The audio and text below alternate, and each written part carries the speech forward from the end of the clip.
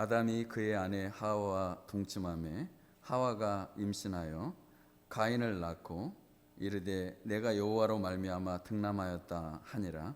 그가 또 가인의 아우 아벨을 낳았는데 아벨은 양치는 자였고 가인은 농사하는 자였더라. 세월이 지난 후에 가인은 땅의 소산으로 제물을 삼아 여호와께 드렸고 아벨은 자기도 양의 첫 새끼와 그 기름으로 드렸더니 여호와께서 아벨과 그의 제물은 받으셨으나 가인과 그의 제물은 받지 아니하신지라. 가인이 몹시 분하여 안색이 변하니 여호와께서 가인에게 이르시되 내가 분하여 함은 어찌 됨이며 안색이 변함은 어찌 됨이냐. 내가 선을 행하면 어찌 낯을 들지 못하겠느냐. 선을 행하지 아니하면 죄가 문에 엎드려 있느니라. 죄가 너를 원하나 너는 죄를 다스릴지니라. 가인이 그의 아우 아벨에게 말하고 그들이 들에 있을 때 가인이 그의 아우 아벨을 쳐 죽이니라. 여호와께서 가인에게 이르시되 내 아우 아벨이 어디 있느냐. 그가 이르되 내가 알지 못하나이다. 내가 내 아우를 지키는 자니이까. 이르시되 내가 무엇을 하였느냐. 내 아우의 핏소리가 땅에서부터 내게 호소하느니라. 땅이 그 입을 벌려 내 손에서부터 내 아우의 피를 받았은즉 내가 땅에서 저주를 받으리니 내가 밭을 갈아도 땅이 다시는 그 효력을 내게 주지 아니할 것이요 너는 땅에서 피하며 유리하는 자가 되리라. 가인이 여호와께 아뢰되 내 재벌이 지기가 너무 무거우니이다. 주께서 오늘 이 제면에서 나를 쫓아내시온즉 내가 주의 낯을 배웁지 못하리니 내가 땅에서 피하며 유리하는 자가 될지라. 물은 나를 만나는 자마다 나를 죽이겠나이다. 여호와께서 그에게 이르시되 그렇지 아니하다. 가인을 죽이는 자는 벌을 7배나 받으리라 하시고 가인에게 표를 주사 그를 만나는 모든 사람에게 죽임을 면하게 하시니라. 아멘. 자녀들이 아버지께 선물을 해 드립니다. 그런데 한 사람의 선물은 너무 좋아하시면서 아마 고맙다, 내가 이렇게 좋은 선물을 해줘서 너무 고맙다 하고 기쁘게 받으시고, 또 한 사람의 선물은 시큰둥하시면서 야 됐다 야 그만해라 이렇게 얘기를 했다고 한다면 두 아들의 마음이 어떻겠습니까? 한 사람은 선물을 드렸는데 너무 아버지가 고마워하고 좋아하고, 또 한 사람은 그 선물을 해줬는데도 불구하고 그 선물이 마음에 안 들으셔가지고 아버지가 별로 안 좋아하시는 것을 봤을 때 마음은 여러분이 너무 잘 아실 거라 생각이 됩니다. 오늘 본문에 아담의 아들들 둘이 나오는데요, 가인과 아벨이죠. 가인과 아벨 하나님께 예배를 드렸다, 또 제물을 드렸는데 가인의 제물은 받지 아니하시고 아벨의 제물은 기쁘게 받으셨다, 이렇게 나와 있습니다. 왜 그러셨을까? 가인의 제물은 받지 아니하시고 아벨의 제물은 기쁘게 받으셨다. 그러면 오늘 우리가 예배를 드리는데 우리가 드리는 예배, 누가 드리는 예배는 받으시고 누가 드리는 예배는 안 받으신다. 그럼 엄청 서운할 것 같아요. 그렇잖아요. 오늘 막 모든 걸 다 뒤로 하고 휴가도 안 가고 놀러 가는 것도 다 뒤로 미루고 하나님 앞에 나와서 예배를 드리는데 내가 드린 예배는 안 받으셨다. 그리고 내 옆에 앉아 있는 아무개 예배는 받으셨다. 그러면 아마 마음이 안 좋을 것 같아요. 이게 그냥 하는 말이지 마음이 안 좋은 정도가 아니죠. 나는 모든 걸 다해 하나님께 예배 드린다고 하고 예배를 드렸는데 내 예배는 하나님이 연락을 안 하시고 누구의 예배는 너무나 기뻐하시는 걸 내가 눈으로 봤다고 생각한다면, 물론 여기서 어떤 거는 받으시고 어떤 것은 안 받으셨는데 뭘로 그렇게 판단을 했느냐, 그거는 이제 굳이 설명을 안 하더라도 이미 응답이 돼서 이 한 사람은 흡족해하고 한 사람은 분이 나고 화가 나는 내용에 의해서 이제 갈라져 있는 것을 볼 수가 있습니다. 자, 우리가 예배를 매주 드리고 그리고 굉장히 이 예배에 익숙하고 거의 예배를 생명같이 여기는데도 불구하고 우리가 드리는 예배를 기쁘게 받으시기도 하고 받지 않으신다 한다면 한번 중대한 물음을 우리가 가져봐야 된다는 겁니다. 그래서 저도 하나님께 예배를 준비하면서 나는 참 예배자인가, 그리고 우리 교회가 예배 드리는 이 예배에 하나님이 연락하시고 기뻐 받으시는, 너무나 좋아하시는 예배인가, 아니면 시큰둥하시는 그런 예배인가, 진솔하게 고민해 봐야 된다는 생각을 하게 됐습니다. 제가 관광버스를 운전하고 우리 성도들을 태우고 어디를 간다 그러면 우리 성도들은 다 경치 구경을 하고 피곤한 사람은 자고 다 딴 생각하고서 목적지에 도달했으니까 내리세요, 이렇게 얘기를 하는 내가 관광버스 기사 같은 목회를 하고 있는가, 아니면 이 버스에 타고 있는 모든 사람들이 동일한 목적지를 향해서 같은 꿈을 갖고 같은 시야와 같은 마음을 가지고 정말 동참하고 참여하고 사랑과 은혜를 나누고 감사로 가득한 그런 공동체인가. 마치 예배를 보러 온 것처럼 우리가 공연장에 들어와서 멋진 공연 하나를 보고 멋진 연설을 하나 듣고 그렇구나, 그럴 수도 있겠네 라고 돌아가는 건지, 아니면 하나님이 주시는 그 말씀이 내게 오늘 들어와서 나를 살리고 나를 회복시키고 나를 어루만지시고 내가 가지고 있던 문제에 대해서, 내가 고민하던 문제에 대해서 하나님이 답을 주셔서 그래 내가 예배 오기를 잘했지, 여기 와야 내가 사는 거지, 그런 마음이 진짜 드는 예배를 우리가 드리고 있는가, 심각한 고민이 필요하다는 것입니다. 히브리서 11장 4절에 있는 말씀을 보면 믿음으로 아벨은 가인보다 더 나은 제사를 하나님께 드림으로 의로운 자라 일컬음을 받았다. 하나님이 그 예물에 대해서 친히 증언하신다. 그리고 아벨은 죽었지만 그 믿음의 행위는 지금도 말하고 있다라고 히브리서 11장 4절은 우리에게 증거하고 있다는 겁니다. 그럼 이 말씀을 보면 같은 제사를 드렸는데 더 나은 제사를 드린 사람이 있고 더 못한 제사를 드린 사람이 있다는 거예요. 그 아벨이 드린 제사는 더 나은 제사였다 하는 것입니다. 더 나은 제사를 드렸다는 거예요.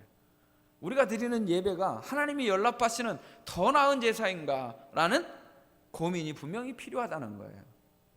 우리는 아벨이 죽었음으로 인하여 이름의 뜻을 얘기하면 아담과 하와가 비록 타락했지만 자식을 낳을 때 어떻겠습니까?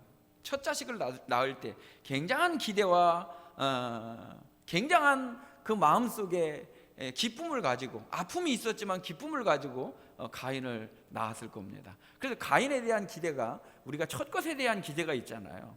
그 가인에 대한 게 고통 속에 나오면서, 정말 고통 속에서 나오면서 처음으로 출생이라고 하는 거, 고통이라는 걸 경험한 거잖아요.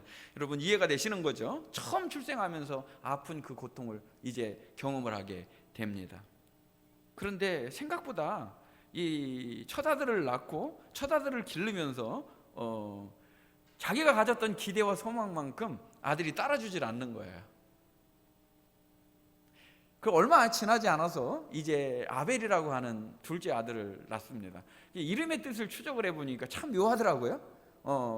가인에 대해서는 기대가 막 한껏, 쉽게 얘기하면 여기 본문에도 나오는데요, 여호와의 도우심으로 하나님의 은혜로 말미암아 낳은 아들입니다. 죽을 고통 가운데 낳은 아이니까 하나님의 은혜가 아니었으면 이 아이가 어떻게 생겼습니까? 하나님의 은혜로 말미암아 낳은 아들입니다라고 가인을 지었다면, 둘째 아들은 아벨은 뭐라고 지었느냐면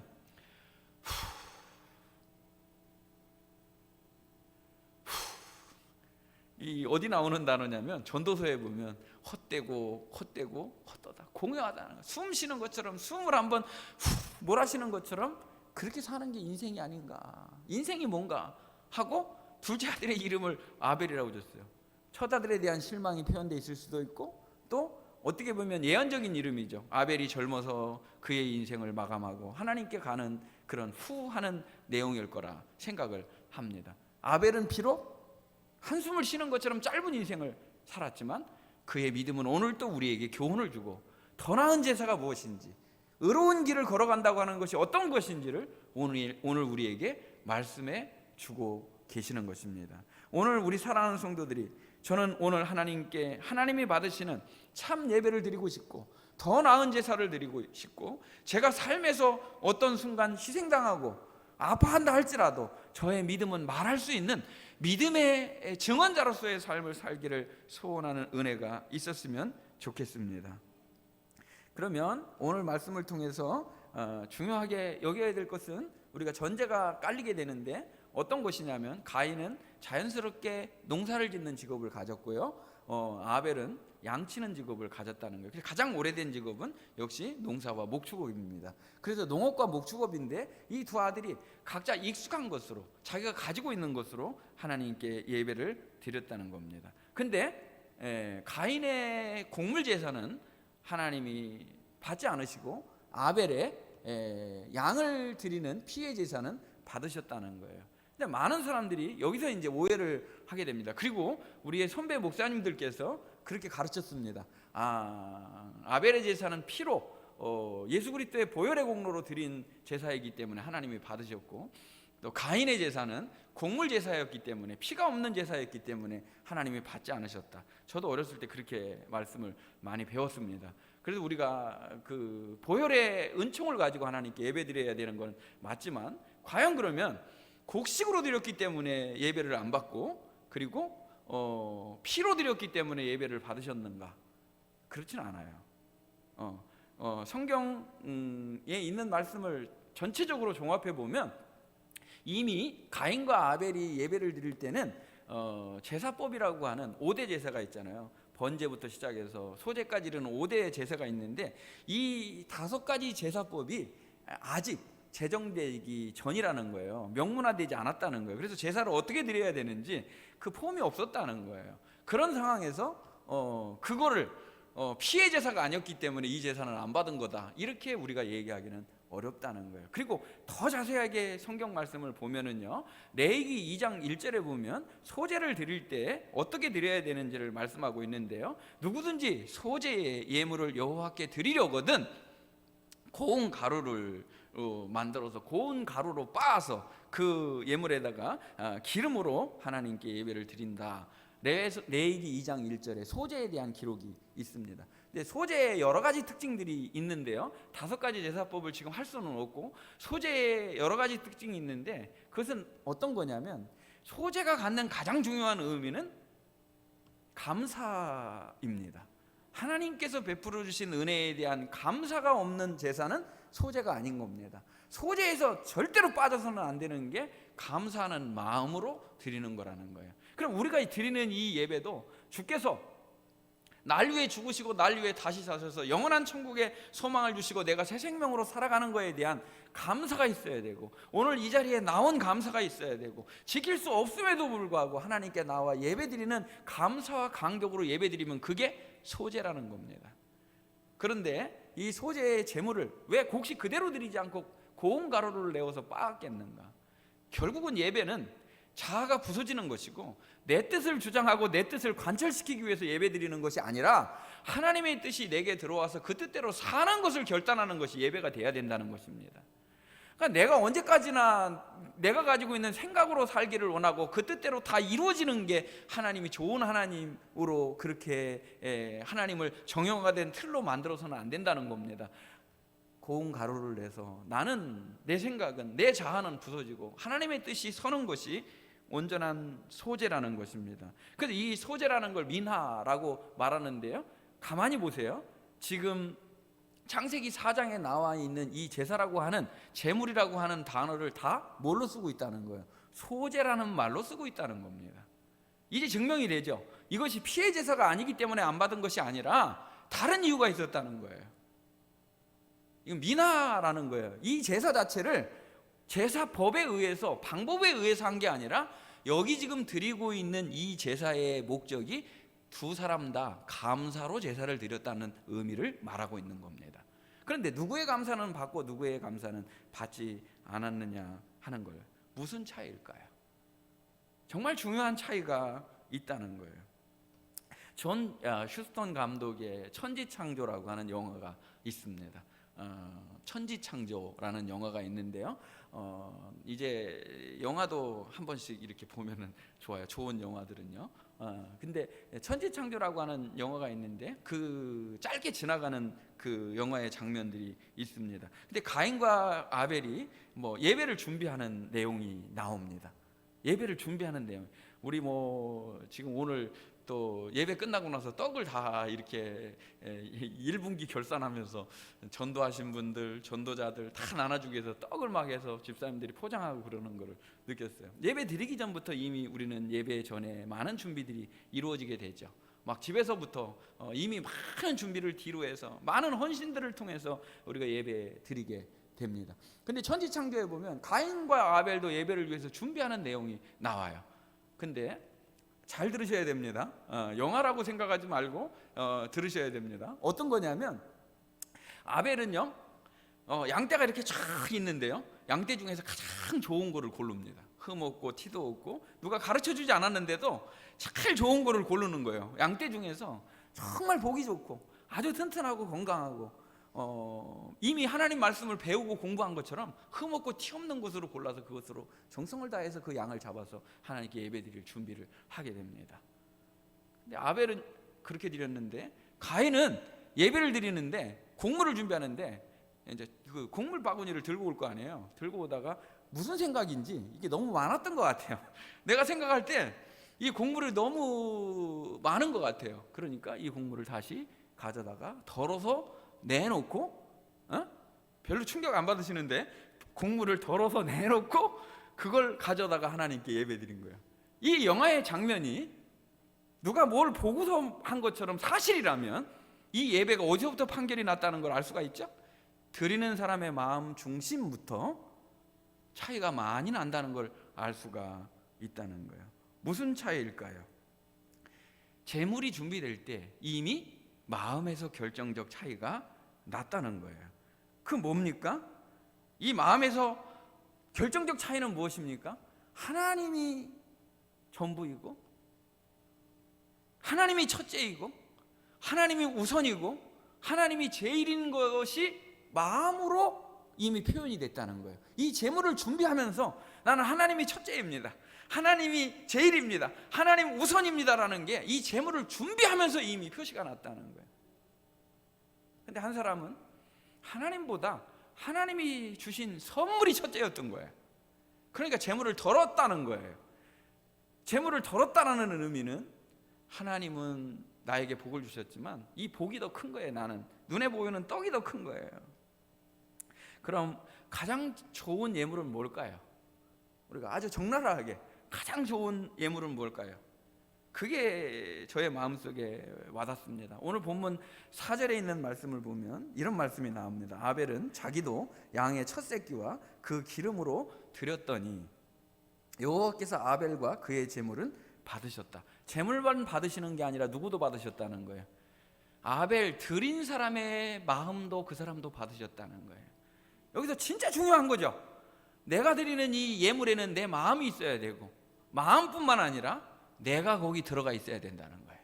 그러니까 하나님께 예배드리는 이 제물의 참된 의미는 무엇이냐? 내가 제물이 돼야 된다는 거예요. 나를 드리는 예배가 가장 하나님이 기뻐 받으시는 예배라는 거예요. 나의 드림, 나의 중심의 드림, 나의 신앙의 고백의 드림, 이것이 가장 중요하고 하나님이 기뻐 받으시는 예배라는 것을 알 때 우리는 그걸 참으로 하나님께 온전히 드리는 예배라 말할 수가 있는 겁니다. 이사야 선지자를 통해서도 하나님께서 강력하게 말씀을 하셨습니다. 그들이 막 양을 끌고 옵니다. 하나님께 드릴 제물들을 막 가지고 옵니다. 근데 하나님께서 그렇게 말씀하십니다. 하나님께서 어린 양이나 순양의 피를 기뻐하시겠느냐? 너희가 내 앞에 얼굴만 출석 도장만 찍어서야 되겠느냐? 너희들이 내 마당만 밟는구나 라고 말했다는 거예요. 예배드리러 오는 것을 하나님이 마당만 밟는 것으로. 그래도 우리는 얘기하죠. 마당 밟아서 그래도 여기 와서 자더라도 여기 와서 자라고. 그 마음은 저는 알아요. 그리고 뭐 얘기를 해요. 저가도 늘 얘기를 합니다. 콩나물 시루에다가 물을 주는데 물이 다 빠지고 안 크는 것 같아. 근데 물은 다 빠졌는데 나중에 보면 콩나물은 어떻게 돼 있어요? 자라 있죠. 근데 우리가 그 정도 신앙의 얘기를 하려고 그러는 게 아니라 지금 하나님께서 우리에게 보시려고 하는, 우리에게 찾으시려고 하는 믿음의 본질 속으로 들어가기를 원하는 거죠. 우리가 언제나 어린아이와 같은 그런 신앙에서 머물러 있어서는 안 되지 않습니까? 하나님이 찾으시는 참된 예배자로서의 삶을 살아야 되지 않겠습니까? 그런데 이사야 선지자에게 말한 건 너희들이 어린 양을 끌고 왔기 때문에 내가 기뻐 받는 것이 아니다라는 거예요. 하나님이 성애와 악이 함께 있는 걸 원하지 않는다. 우리가 드리는 이 예배는 성애예요. 거룩한 모임이에요. 이 거룩한 모임과 악이 같이 있어서 되겠느냐 하는 거예요.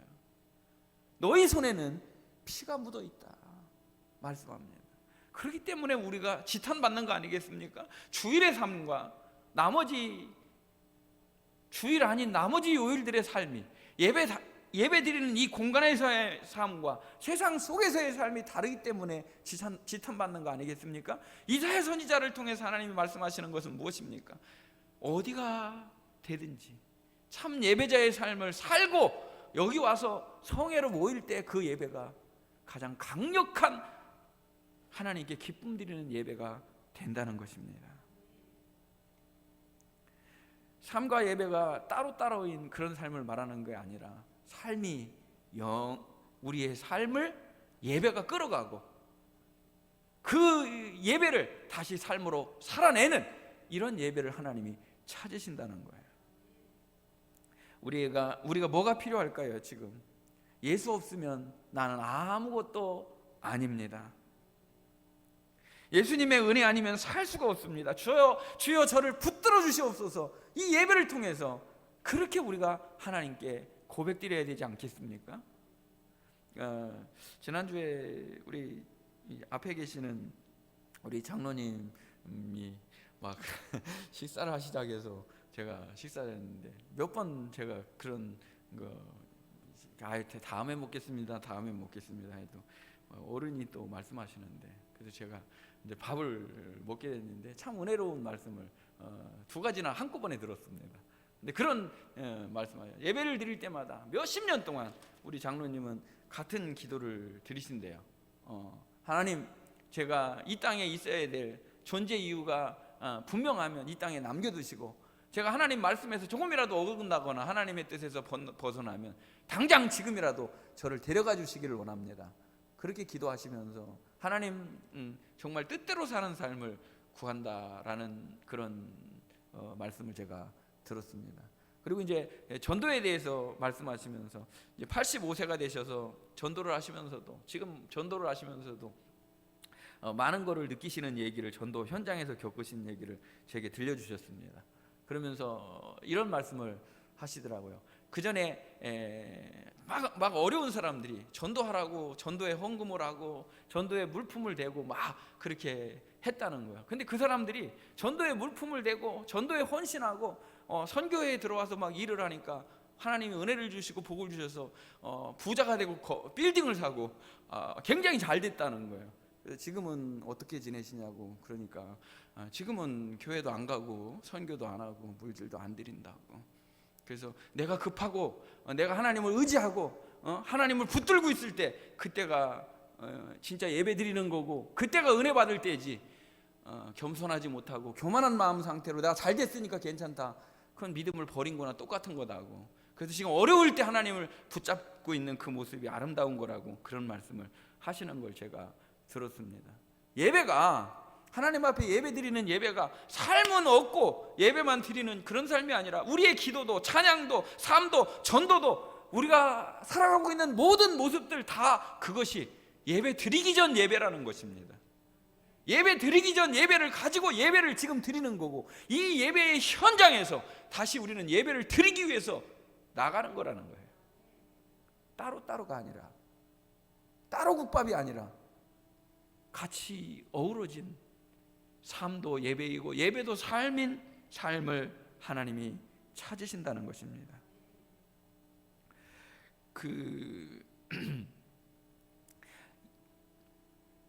믿음이라는 거, 예배 드린다는 그 소재는 나를 빻아서 자아를 들여서 하나님께 예배하고 경배하는 것이지 내가 뻣뻣이 살아서 나의 고집과 나의 자아와 나의 욕심으로 예배 드리는 것은 금방 한계에 직면하게 된다는 것입니다. 오늘 나 자신을 하나님께 온전히 드리는 감사로 영광을 돌리는 아름다운 성도들이 되시기를 주님의 이름으로 축복합니다. 그 믿음으로 종교 개혁을 일으켰던 히스기야 왕이라는 왕이 있습니다. 히스기야 왕이 우리가 이제 그 우상의 개념도 마찬가지인데요. 여러분이 내가 거룩하고 내가 믿음이 충만하다고 하는 거는요, 굉장히 간단한 거예요. 뭐냐면 아주 작은 것도요, 마음에 안 들어. 작은 것도 원망스럽고 불평스럽고 짜증이 나. 그러면 충만한 거예요, 안 충만한 거예요? 뭐 괜히 물어봤어요. 예. 그런 사람들이 가끔가다 이제 있을 수가 있어요. 여기 있다는 거는 아니라고 해야 되겠죠? 네. 그런데 또 반대로 얘기하면 아주 이건 민감한 사안입니다. 내가 죄라고 생각하지 않았던 게요, 내가 우상이라고 생각하지 않았던 게요, 너무 구구절절하게 마음 아프게 다가오는 거예요. 내가 하나님께 순종하지 못한 것도 하나님이 막 나에게 책망하시는 것 같아요. 그런 게 바로 내가 충만한 상태로 지금 가고 있다는 증거예요. 이럴 때는 아멘을 보통 안 하죠. 예. 그래서 내가 걸리는 게 불편한 게 걸리는 게 아니에요.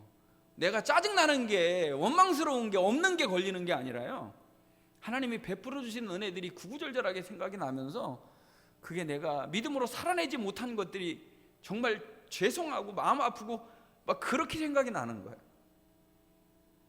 그게 충만이라는 거예요. 그런데 히스기야 왕이 이제 종교개혁을 일으키게 됩니다. 그러니까 보이는 게 다 우상이라. 무슨 말인지 아시겠어요? 보이는 게 내 마음을 뺏는 거고, 보이는 게 하나님 마음을 불편하게 해드린 거고, 보이는 게 하나님 마음을 아프게 해드린 거예요. 그래서 싹 쓸어버리게 됩니다. 전부 다 정리를 하게 됩니다. 그런 결단이 있을 때 믿음의 변화가 일어나게 되죠. 싸들고 가는 게 아니라 그런 결단이 필요하다는 거예요. 종교개혁을 일으키고 이제 히스기야 왕이 이렇게 저렇게 개혁을 합니다. 그 중에서 우리가 자리를 못 잡고 있는 게 하나가 있는데요. 이 문제로 이제 또 가게 되면 말씀이 다른 데로 갈까봐 이제 목회자들이 생활이 어렵다 보니까 이제 코로나로 이제 현장으로 막 내몰리기도 하고 여러 가지 지금 어려움들이 참 많습니다. 우리 지금 살아가고 있는 모든 성도들이 다 어렵고 교회도 힘을 잃은 교회들 때문에 마음이 참 안타깝습니다. 근데 우리가 추구해야 될 것이 무엇일까요? 본질입니다. 생명입니다. 본질 없는, 생명 없는 그 어떤 것을 해서 우리가 뭔가를 찾아낸다고 생각하면 이미 공허한 겁니다. 근데 히스기야 왕은 본질을 붙잡은 거죠. 그래서 우상을 제거하고 믿음을 하고 이제 제사장들과 레위인들이 자리 못 잡고 있는 것 때문에 마음 아팠던 것 같아요. 그래서 자기의 재산을, 사제를 털어서 이제 재산을 내놓고 레위인과 제사장들이 살아갈 수 있는 이제 터전을 하게 됩니다. 그러면서 이제 백성들에게도 너희들도 헌신해야 된다 내용을 전달하게 됩니다. 그러고서 나온 반응이 역대하 31장 5절입니다. 한번 읽어보겠습니다. 자, 우리 다 같이 은혜의 말씀 역대하 31장 5절. 왕의 명령이 내리자 곧 이스라엘 자손이 곡식과 포도주와 기름과 꿀과 밭의 모든 소산의 첫 열매들을 풍성히 드렸고 또 모든 것에 11조를 많이 가져왔으며. 이 말씀의 뜻이 무엇이냐면, 자, 종교개혁을 일으키고 모든 것들을 이제 하나님의 원리와 원칙대로 바로잡는데 그 중에서 가장 중요한 거, 하나님의 말씀이 외쳐지고 하나님의 일에 전념하고, 여기 보면 31장에 보면 이런 말씀이 나와요. 제사장들은, 레위인들은 율법에만 힘써야 된다. 하나님 말씀에 전념해야 된다. 하나님의 말씀을 묵상하고 그 말씀대로 살고 그 말씀대로 가르치는 일에 전념해야 된다. 그렇지 못했다는 거예요. 딴 데 관심을 가졌다는 거예요. 하나님의 말씀을 증거하는 이 목회자가 하나님 말씀 말고 다른 거에 관심을 가졌다는 거예요. 하나님 말씀에 전념해야 된다. 거기에 힘써야 된다 라고 말하면서 돈이 필요하냐? 다 모든 것들을 준비시켜 주겠다는 거예요. 그 내용이에요. 그러니까 백성들이 막 자원해서 하는데, 이거 두 가지로 한번 생각해 볼 수가 있어요. 어떤 거냐면 막 이걸 내라고, 헌금을 내라고, 뭐 천열매를 드리라고, 또 11조를 하라고 해서 하는 거는 아무 의미가 없어요. 그건 아무 의미가 없어요. 진짜 중요한 거는 뭐냐면 이들이 하나님의 말씀과 하나님의 뜻이 이루어지는 것을 보면서 깊은 감동을 받은 거예요. 이것이 우리의 영이 회복되는 것이고, 이것이 하나님이 기뻐하시는 것이고, 이것이 하나님이 원하시는 것이라면 하고 마음속에서 막 자원이 일어난 거예요. 근데 자원에서 일어난 게 어떤 거냐면 첫 열매를 드렸고 그리고 11조를 드렸다. 근데 이게 너무 많이 들어가지고요, 산처럼 쌓아놨다고 그래요. 역대하에 보면은 그런 말씀이 나와요. 여기서 아주 중요한 걸 제가 오늘 말씀드리려고 합니다. 그럼 첫 열매는 뭘까? 첫 열매는 뭘까? 오늘날의 첫 열매는 뭘까? 여러분 고민이 되시죠? 어떻게 이 사람들은 첫 열매를 드렸을까? 오늘 그리고 본문 4절에도 보면 아벨이 양의 첫 새끼를 드렸다라는 말이 여기 저의 마음에 와닿습니다. 그러면 이제 곡식이 제일 먼저 열린 거, 그 다음에 양을 제일 먼저 낳은 거, 우리가 이걸 첫 새끼라고 그렇게 생각하잖아요. 근데 이게 다가 아니에요. 아주 중요한 거예요. 그것은 무엇이냐면, 아까 제가 말씀드릴 때 그 영화에서 양들 중에서 제일 좋은 거를 고른다고 그랬잖아요. 이 첫 열매라고 할 때 첫 것에 갖는 의미는요, 첫째, 전체를 대표하는 의미를 갖습니다. 둘째, 처음 열매만큼 마지막 열매도 똑같이 열릴 것을 상징적으로 말하는 겁니다. 세 번째는 가장 좋은 것을 의미하는 겁니다. 그럼 이 첫 열매를 갖는다는 의미가, 예를 들어서 이렇게 설명을 해드릴 수가 있습니다. 예수님이 십자가에서 죽으시고 부활하셔서 우리의 부활의 첫 열매가 되셨다. 그러면 그를 따르는 성도는 그 첫 열매처럼 우리도 부활 생명을 누리게 된다. 이게 첫 열매가 갖는 의미라는 거예요. 하나는 전체를 대표한다는 거예요. 그래서 첫 열매가 전체를 대표하는 것이고, 전체가 이렇게 될 것을 말하는 것이고, 가장 중요한 거, 가장 좋은 것을 상징적으로 말한다라는 의미는 어떤 걸까요? 나의 중심은 하나님이 첫째이고요, 나의 중심은 하나님 제일이고요, 나의 중심은 하나님 우선입니다라고 하는 것을 표현하는 게 첫 열매라는 거예요. 그렇게 사는 것을 하나님이 원하신다는 거예요. 그것 때문에 아벨의 제사는 기쁘게 받으셨다는 거예요. 하나님이 나의 첫째입니다. 하나님이 나의 중심입니다. 하나님이 나의 제일이고 우선입니다. 이게 회복돼야 된다는 거예요, 우리 삶에서. 저희 큰아들이 참 믿음이 좋았습니다. 믿음이 좋았다는 거는 지금은 한번 생각해 봐야 된다는 거죠. 과거형이 문제예요. 여기 너무나 놀라운 거는요, 아벨의 믿음은 지금도 말한다, 지금도 증언한다 말할 때 모두가 다 현재형이에요. 우리의 믿음은 지금도 말해야 된다는 거예요. 과거에 내가 믿음이 좋았다가 아니라 지금 내 믿음은 올라가고 있고 더 성숙하고 있습니다가 돼야 된다는 거예요. 근데 저희 큰아들이 제일 잘했던 게 뭐냐면 하나님 제일이에요. 하나님 중심이에요. 하나님 우선이에요. 제일 제가 지금 기도하는 게 무엇입니까? 하나님 회복시켜 주시옵소서. 뭘 회복시켜 주라고? 건강을 회복시켜 주시옵소서. 물질을 회복시켜 주시옵소서. 그런 기도를 드리는 것이 아니라 하나님 제일을 회복시켜 주시옵소서. 하나님 우선을 회복시켜 주시옵소서. 그의 믿음이 하나님 첫째가 되는 믿음이 회복되게 하여 주시옵소서. 이것이 바로 첫 열매, 첫 새끼를 드리는 의미라는 거예요. 그 의미로 여러분이 헌금을 드리고, 그 의미로 여러분의 몸을 드리고, 그 의미로 하나님 중심을 표현한 게 우리의 예배가 돼야 된다는 거예요. 그거를 지금 말하려고 하는 거예요, 아벨은. 우리에게 오늘 그 말씀을 주시는 겁니다. 그래서 이게 이제 우리가 이제 유튜브 보면 이런 거 다 이제 지나가는 말씀으로 빨리 우리가 지나가는 걸 못 듣잖아요. 다 이거 표현을 못 하잖아요. 근데 31장에 그런 말씀이 있어요. 21절에 있는 말씀인데 여기 기록은 못했습니다만은 21절에 보면 그가 행하는 모든 일, 곧 하나님의 전에 그 하는 모든 일들, 율법이나 계명이나 그의 하나님을 찾고 한 마음으로 행하여 형통하였더라, 그런 말씀이 있어요. 이 지금까지 한 모든 종교 개혁을 하나님이 평가하시는 내용이 21절에 나와 있는데, 그게 뭐냐면 지금까지 하던 모든 일들, 지금까지 했던 모든 일들이 그가 하나님을 찾고 한 마음으로 행하여 형통하였더라. 그를 평가한 내용이 뭐냐면 그가 하는 모든 일들은 하나님을 찾고 한 마음으로 행했다. 그리고 그것 때문에 하나님은 그에게 형통의 복을 주셨다라고 말씀해 주시는 것입니다. 이런 복을 받는 우리 성도들이 되시기를 주님의 이름으로 축복합니다. 이런 걸 복습하는 하고 우리가 유튜브를 보는 거예요. 아, 우리는 요 구절만 봤는데 21절에 보면 이런 말씀이 있구나. 내가 지나가면서 이런 말씀을 못 들었는데 내가 하나님을 지금 찾고 있는가? 하나님을 구하고 있는가? 모든 것들을 하나님과 한 마음으로 행하고 있는가? 이런 부분들을 우리가 보게 된다는 거예요. 오늘 아주 중요한 말씀을 드리겠습니다. 양의 첫 새끼를 드린다는 것은 무엇이냐면 내가 하나님 첫째로, 하나님 우선으로, 하나님 중심으로 살아가겠다고 하는 신앙의 고백인 겁니다. 자, 물질도 마찬가지예요. 하나님이 10개를 주셨는데 내가 왜 1개를 굳이 드리느냐 하면 1개는 이 전체를 대표하는 거라, 나는 전체를 드린 거라는 거예요. 하나님께 전체를 드린 거라는 거예요. 그러니까 이 말은 무슨 말이에요? 나머지 9도 내 뜻과 내 마음대로 나 하고 싶은 대로 하나님이 기뻐하지 않는 데다가 쓰지 않고 하나님의 원리대로 살겠습니다라고 하는 신앙의 고백이고, 이 1개를 드림으로 인해 내 신앙이 무너지지 않도록 하나님 중심으로 살 수 있도록 저를 붙들어 주시옵소서라고 하는 신앙 고백이 있는 거예요. 하나님이 책임져 주신다는, 나머지 열매들을 하나님이 주장하신다는 믿음이 있는 거라는 거예요. 하나님을 첫째로 고백하고 믿음으로 살아가는 우리 성도들이 다 되시기를 주님의 이름으로 축복합니다. 그러니까 하나님이 첫째냐, 하나님이 둘째냐의 차이예요.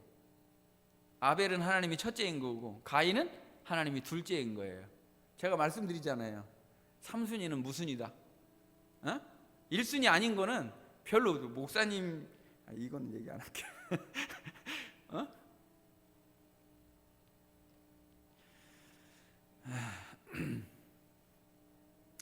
제가 처음으로 차를 샀을 때요, 제가 원래 그래요. 어떤 물건이든지 다 이렇게 아껴서 쓰기 때문에 보통 옷이 됐든 뭐가 됐든 다 대부분은 10년 이상을 써요. 차를 처음에 제가 샀을 때 저도 몰랐는데 차를 막 이렇게 제가 타고 다니는 줄 알았어요. 그랬더니 차를 타고 다닌 게 아니라 제가 차를 모시고 다녔더라고. 혹시 그런 사람도 있는지 몰라요. 차가 나를 모시고 다녀야 되는데 내가 차를 모시고 다닌 거야. 알고 보니까 눈 오면 막 신문지 깔고 말이죠. 잘하는 거예요. 잘하는 건데 마음이 내가 이미 이 차가 우선인 거예요. 근데 우리가 하나님께 예배를 드리는데요, 여기 오늘 본문에 있는 말씀은 예배를 안 받으셨어요. 안 받으셔가지고 분이 나가지고 아벨을 쳐 죽이는 내용이 나옵니다. 굉장히 충격적이죠. 너무너무 충격적이죠. 이 말씀 정말 나누고 싶은데, 왜 분이 났는데 분은 어떻게 다스려야 되는가? 분을 다스리는 방법은 뭘까? 분이 자라나면 뭐가 되는가? 왜 분이 났을까? 시기심, 질투심, 인정받고 싶은 욕구, 경쟁의식, 비교의식 다 여기 포함이 되어 있어요. 너무너무 적나라한 거예요. 새벽 같았으면 제가 1시간 동안 말씀을 나눴겠죠. 너무너무 이 안에는 인간의 내면의 제약들이 그대로 다 있어요. 근데 분이 나는 거는 2가지가 있잖아요. 화가 날 때 의분도 있고 진짜 성질이 나는 것도 있단 말이에요. 네, 그건 어떻게 다스려야 되는가? 둘로 나눠서. 근데 여기서 정말 말씀드리고 싶은 게 있습니다. 예배에 실패하는 순간 우리는 이미 문 앞에 죄가 기다리고 있다는 거예요. 예배에 실패하는 순간 죄가 우리 문 앞에 와 있기 때문에 이 죄를 다스릴 수 있는 은혜를 우리가 받아야 된다는 거예요. 죄의 유혹 얼마든지 앞에 기다리고 있는데 예배에서 은혜 받고 충만해지지 않으면 이 죄를 이길 수 있는, 죄를 다스릴 수 있는 능력은 상실하고 만다는 거예요.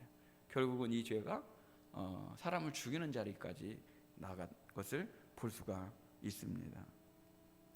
아벨이 마치 드린 예배는 하나님 중심의 첫째 되는 예배를 드렸다고 그러면, 가인은 차를 모시고 다니는 것처럼 예배를 안 받으니까, 예배를 안 받으시니까, 기쁘게 안 받으셨으니까 하나님이 내게 복을 주시는 하나님이 아니므로 하나님을 밀어버린 거예요. 바꿔서 얘기하면은 내가 목적하고 내가 원하는 것이 이루어지지 않으면 그 예배는 의미가 없는 거라는 거예요. 이 지금 드리는 예배는. 근데 우리가 과연 그런 걸까요? 우리가 예배를 잘못 드렸으면 오히려 회개의 자리로 나아가서 어떻게 하면 예배를 하나님께 회복하고 바르게 드릴 수 있는지를 고민하고 진정한 그 내면의 문제로 들어가서 하나님께 예배하는 참된 예배자가 되어야 될 줄로 믿습니다. 로마서 12장 1절에 보면 그러므로 형제들아 내가 하나님의 모든 자비하심으로 너희를 권하노니 너희 몸을 하나님이 기뻐하시는 거룩한 산 제물로 드리라. 이는 너희가 드릴 영적 예배니라. 우리가 몸으로 드리는 예배, 산 제물로 드리는 예배가 있어야 된다는, 삶의 영역에서 드리는 예배가 있어야 된다는 거예요. 그 예배가 진짜 영적 예배라는 거예요. 시간이 갔지만 이 말씀 진솔하게 한번 나눠보고 싶습니다. 사마리아 여인이 아무도 만나고 싶지 않고 그리고 사람을 피하고 싶고 해서 사람들 다 낮잠 자는 시간에 물을 길러 나옵니다. 여차여차해서 여러분 내용은 아시고 있기 때문에 말씀드리지 않고 이 여인에게 오히려 예수님이 물을 달라고 하십니다. 그래서 이 여인의 생각들을 이끌어내시죠.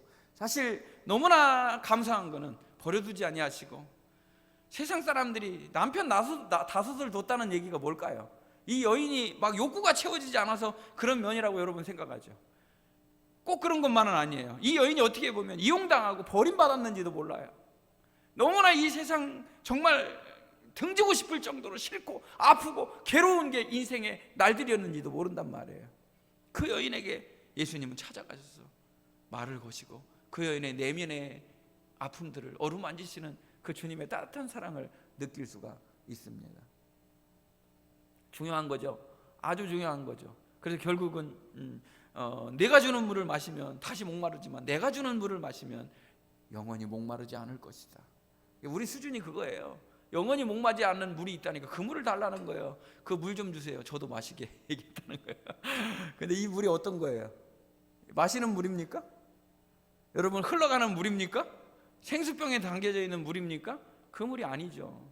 속에서 솟아나는 우리의 생명 되시는 주님이 생명수라는 거예요.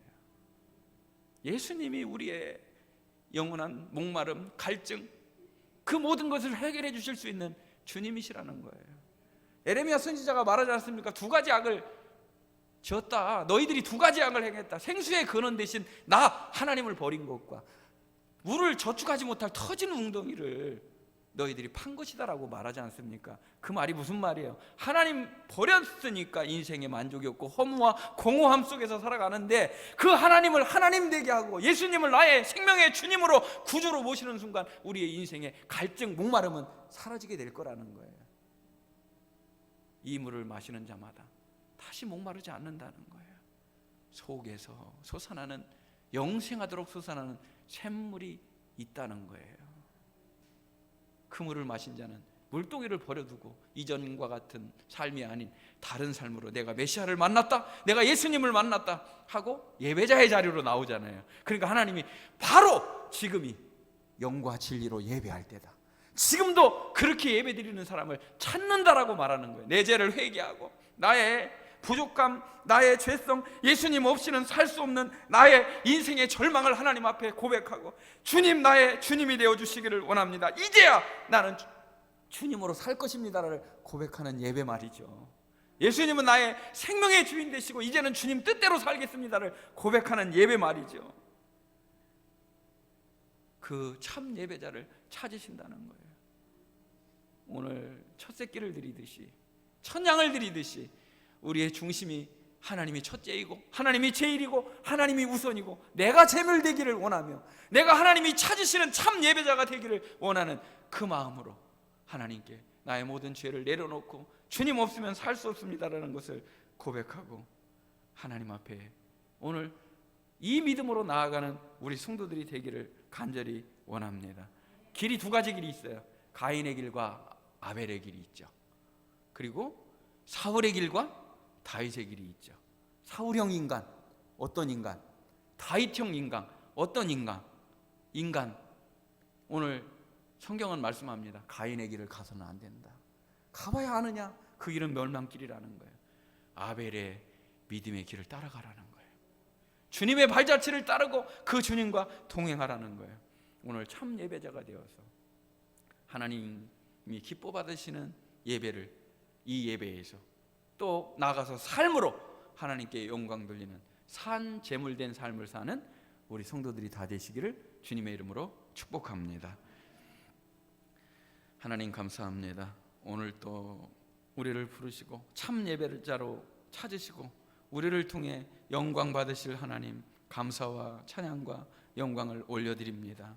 하나님, 우리의 믿음이 하나님 중심, 하나님의 제의를 회복하고 참 예배자로서의 삶을 살아가는, 삶으로 예배하고 예배로 삶을 사는 아름다운 삶을 살아내는 우리 성도들이 다 되게 하여 주시옵소서. 아버지, 참으로 사마리아 여인의 그 아픔을 어루만지듯이 오늘 주 앞에 나온 사랑하는 성도들의 모든 아픔을 어루만지시고 회복시키셔서 오늘 온전히 주님 없이는 살 수 없음을 고백하고 그 주님과 영원히 동행하는 아름다운 성도들 다 되게 하여 주시옵소서. 참 예배자의 길을 걷는 우리 성도들에게 축복해 주시기를 간절히 원하옵고 예수님의 이름으로 기도하옵나이다.